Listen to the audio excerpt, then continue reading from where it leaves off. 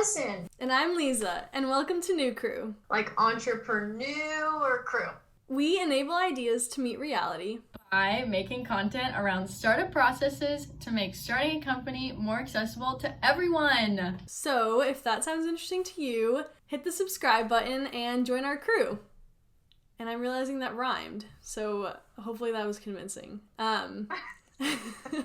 Okay, so let's jump into it.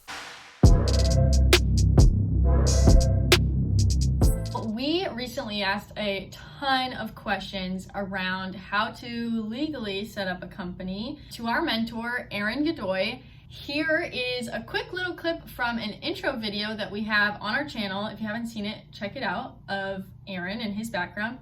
Right now, I'm a technology consultant that works mostly with nonprofits. But in the past, I helped start a business that would help other businesses start. Like I said, we asked him a ton of questions around legally starting up a company. Yeah, questions like, how do we file for an LLC, what's a DBA, and more stuff like that. And in this video, the question that we're talking about is, should a company buy multiple domain names? Just to make sure we're on the same page going into this, a domain like www.neucrew.io, that's our domain, is the name of a website.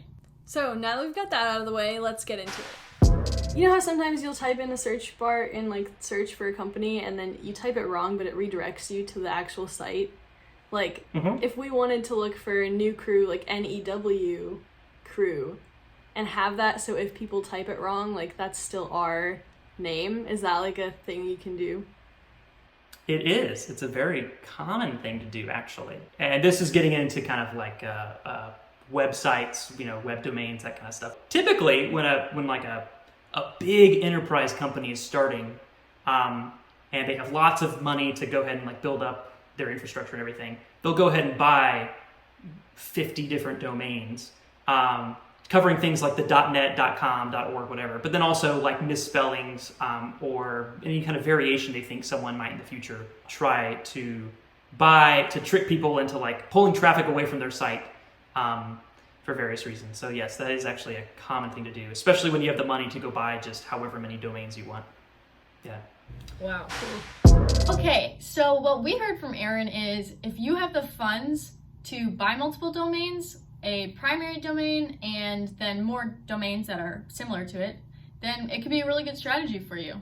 Yeah, and this is something that we would consider doing if we had the funds. True. Well, there you have it. Thank you guys so much for watching. We have a ton more videos on questions we asked Aaron around tactical business processes, but we want to hear from you. Yeah, tell us if you have any other questions related to this stuff, other business startup stuff. Let us know in the comments. While you're at it, go ahead and like, subscribe, turn on your bell notifications, follow us on our social medias, join our entrepreneur crew, our new crew. Yeah, and thanks for being on this journey with us.